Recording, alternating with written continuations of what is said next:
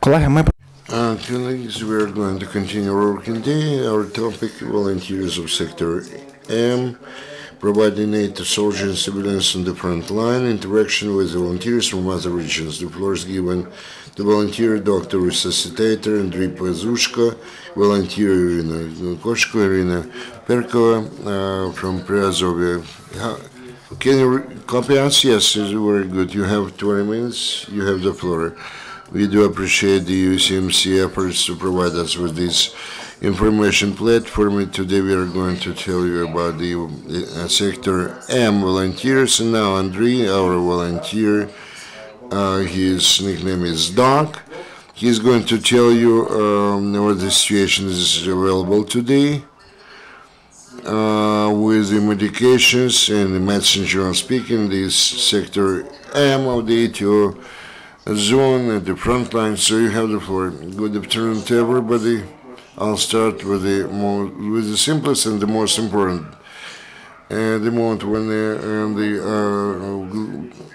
armies of the world switch to new standards,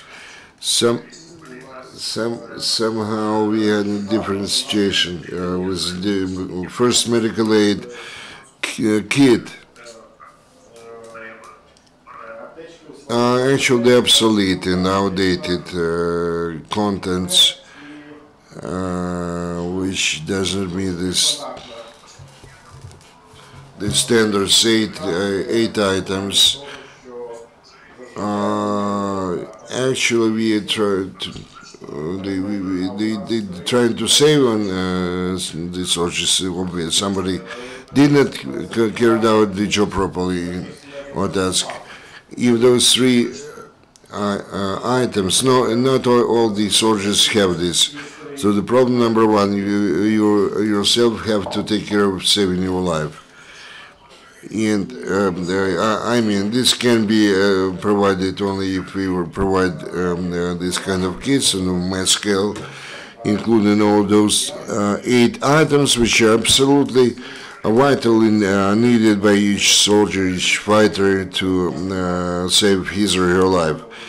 The average price of this kit is about $100, and those which are provided by the volunteers on a regular basis, this will cost about $50 to $60, even if we talk our replacement some original items, replace them with non-original ones. And accordingly, the money either has been already spent or there was no money at all. So we have to find all the possible ways, or even impossible ways. But the people approach us and ask us to provide them, especially at the front line. So problem number one, I already mentioned. So this is really a problem. Again, speaking about the Ministry of Defense, how they provide such first aid kits. I cannot understand what principle they are basing themselves to do that. About 3-4 months ago, I saw absolutely the first 8 kits, which were all the time they were talking a lot about that, but they are not available to soldiers. Do I understand you correctly that we are going to have the new rotation of our fighters and the general staff and the Minister of Defense promised that each soldier will have his or her individual first aid kit, but this is not, I mean, the situation is not that good, absolutely not. And those 3 items which are mentioned, this is something which you can stop the, let's say, the blood loss. If we're talking about those who are in the front line, what is the most important things which they need there, some urgent or whatever? First of all, the soldiers need today, during summertime, medications against intestinal infections, spasmolytics, you need some kind of antibiotics. The medications which can stop diarrhea or whatever else. Is that available? I mean, in sufficient quantities.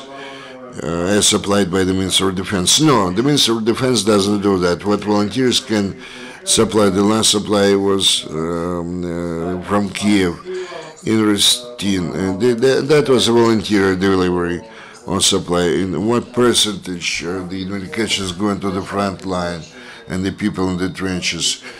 Percentage between the Minister of Defense, MOD, and the general staff and volunteers. 90% is provided by volunteers and 10% is provided by the Ministry of Defense. The main problem in the MOD is the procedure associated with the request or application in order to get the necessary medications today. Tomorrow, for example, there is an attack of diarrhea with that of another person. It's not a very nice problem, but the people suffer today. But the medication will come maybe in 3 weeks. Either somebody is too late to place or launch an application or request, or so the management is laying on 4 legs, so to say, because the procedure is rather complicated. Not always you can get what you need from the management. The soldiers sometimes even refrain from trying to approach somebody or send their applications. It's much easier to approach the volunteers. Maybe there is some kind of tradition, historical tradition. A combat, active combat, lasts for more than 1 year, so there is a tradition, and they know for sure that if there are volunteers, the volunteers will never say no. What about the hospitals? The Mariupol is kind of near the frontline city. What about the hospitals? Now, yes, they admit both wounded and the sick persons, and they measure the first aid, medical aid over the ambulances, emergency aid, which is scattered all over the city. Neurosurgeons and other acute diseases, those specialists are in the hospitals. Again, not the state providing necessary assistance, but the volunteer organizations, both national volunteer organizations and the foreign ones. Not always we receive what we need exactly today, but nevertheless people are satisfied, they're happy. Those people who work in the hospitals, they do appreciate, and they are thankful for the help provided by volunteers. Again, the state's share may be the same, 10% to 90%. Between the state and volunteers respectively,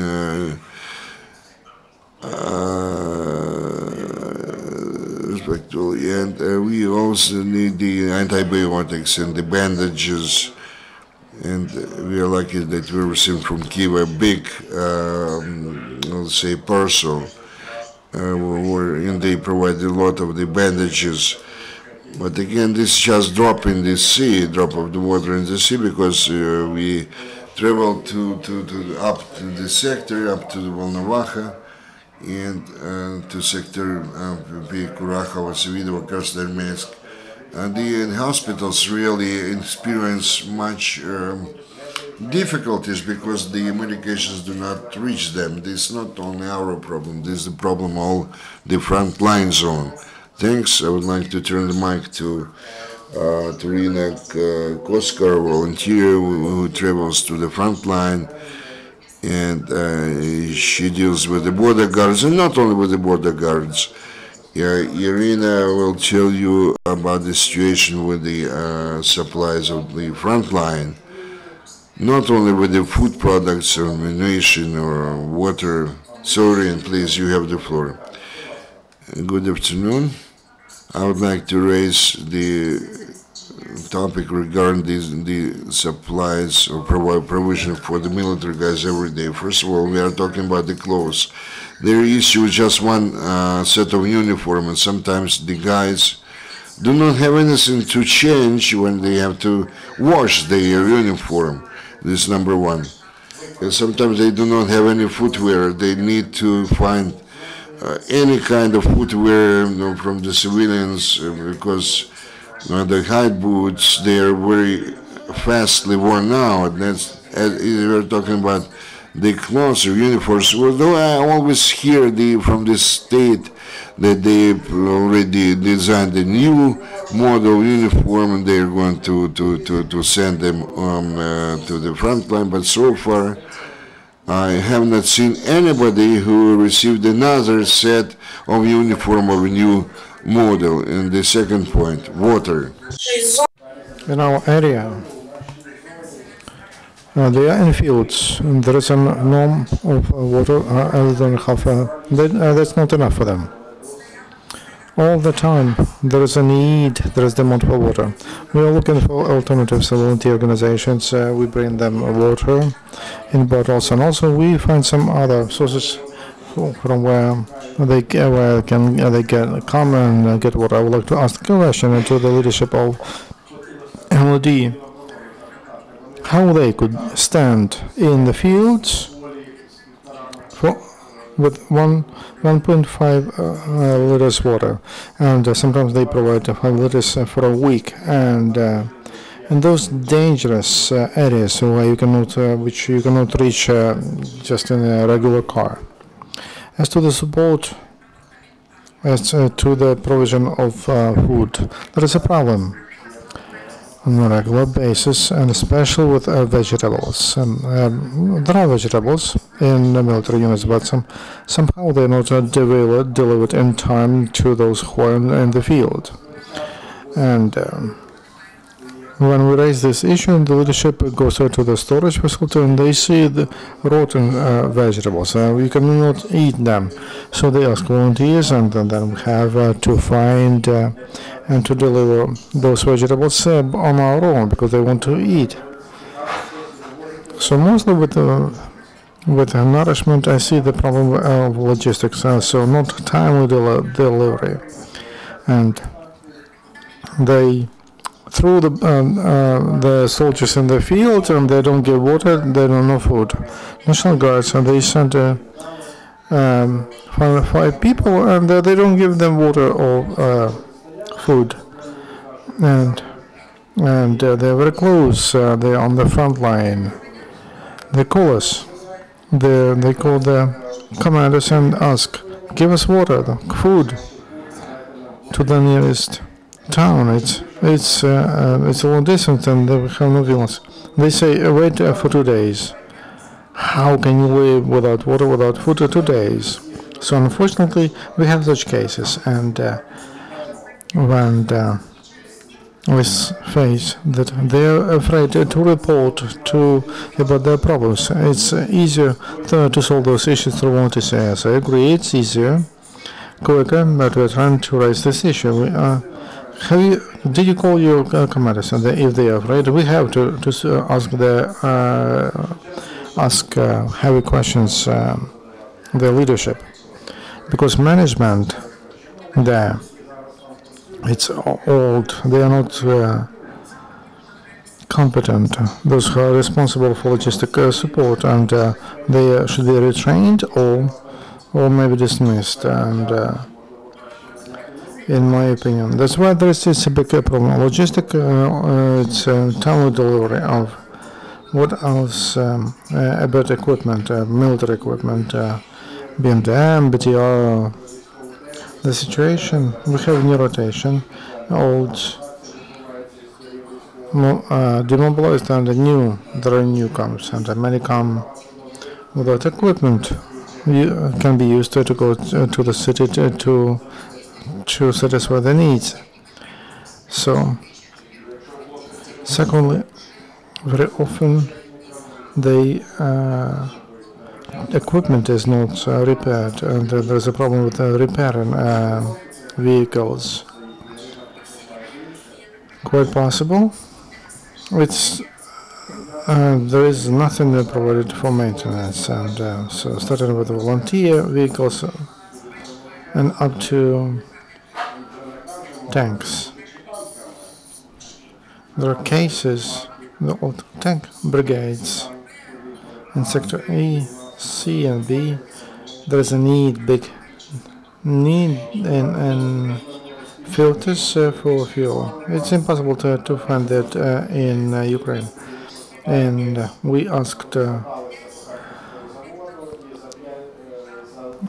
we asked the Kharkiv tank factory, and they gave 5 sets only, and every tank needs 3 sets of them. So that is a necessity of. And it's not only with the tanks, there are BTRs and other vehicles, and in Mariupol, they're not repaired. You cannot repair them. We don't have that equipment and spare parts, and so we have to speak to other cities, and volunteers are doing that, and so we help. We find equipment to take the engine and to take it to a different city where it can be repaired. As to our maintenance stations, and they get they repair free. They receive all vehicles, but spare parts. You need to have, or you need to pay for those spare parts, and in the Ministry of Defense, they don't have such an they don't provide spare parts. That's why volunteers are responsible for that, and they have to do that, to deal with that. Thank you very much. This is the situation. We wanted it to bring it to the broad public a year after the beginning of the war. Logistics doesn't work, and volunteer resources expire. We are very thankful to all Ukraine, to all volunteers, because all help, and international organizations help. But it's not the way it should function, and we would like to speak to the leadership of the country and the government. They should. We hear about these needs all the time, especially water. We have steppes. It's very hot here, and in the field, on the first line, there is nowhere to get water. There is no, you cannot find sources of water, medicine. This is something that must be there. It is not provided, and sometimes it is not provided completely. And sometimes there is no food, and they don't. So the volunteer who returned from the first line today, from the territory, it's very difficult to reach it, and for 2 weeks they have no food. So we deliver potatoes or onions, and in tons, by tons. And we have received the same calls from other sectors, from Mariinka, from Kurahovo. And one volunteer came yesterday, and he told that there's who reported about those promises. We wanted to maybe this information will reach our government somehow, or MOD, through this communication. I would like to add, there are some cases, soldiers called from Sector M. They were not enough. They don't have mattresses, and they don't have sleeping bags enough. And you sleep 2 days on the ground, and they call us and ask to bring them a sleeping bag or a mattress. And as to mattresses, and there were groups, and I know for sure 350 people arrived. But in Sector M, we have only 100 mattresses, and so it's interesting. What about the rest? 150. If they had enough of sleeping bags, and they just slept on boards and on just metal nets. Not all units in M sector, they don't leave everything what volunteers delivered. And they mask in nets, they take them, and also equipment that we provide, and the new ones. They come with nothing, and again we have to bring the same, and the resource is smaller. This is the situation. Maybe journalists have questions. Thank you very much, colleagues. And now we have questions and answers. Questions. Good morning, in Mariupol, and thank you for that work you do. And we make a bow, because this is to you, because this is what you do on the front line. You do it for the whole Ukraine. Not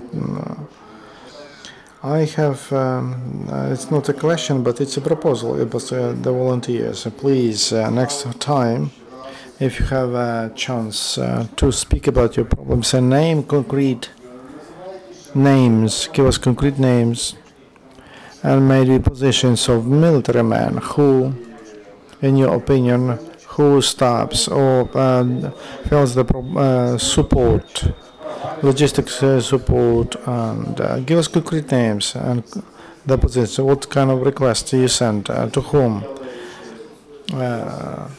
in those units, and if you can show us those confirmation, that evidence, those documents, maybe we will be able to influence on those who are responsible for the support of front units. That's a request.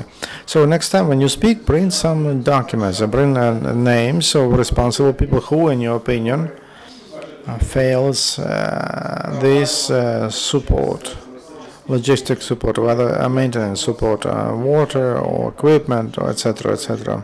In such a way, we'll name those concrete people and we'll be able to influence on them. Thank you. In general, not always we understand on which stage this link doesn't work. Whether it's Kiev doesn't send something, or local commanders. There are such cases when commanders locally don't underprovide, and though they have, even volunteers bring something, they keep it in storage, but they don't give out.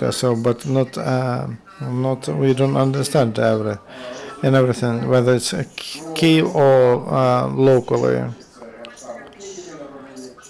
If I also leadership of M sector is replaced every month, so there's rotation. So okay, I will spend this month here. I will not. So they're not very disciplined. I don't know how they listen. I don't know how attentive to our opinion, to the opinion of what is maybe through Ukraine Crisis Media Center, and this communication will reach MOD. It's very difficult to the soldiers to be here. Thank you, Iryna. Thank you, colleagues, and we'll finish this Skype communication next time. We hope to communicate to you on Thursday. Bye-bye. Colleagues, our next briefing is in 5 minutes.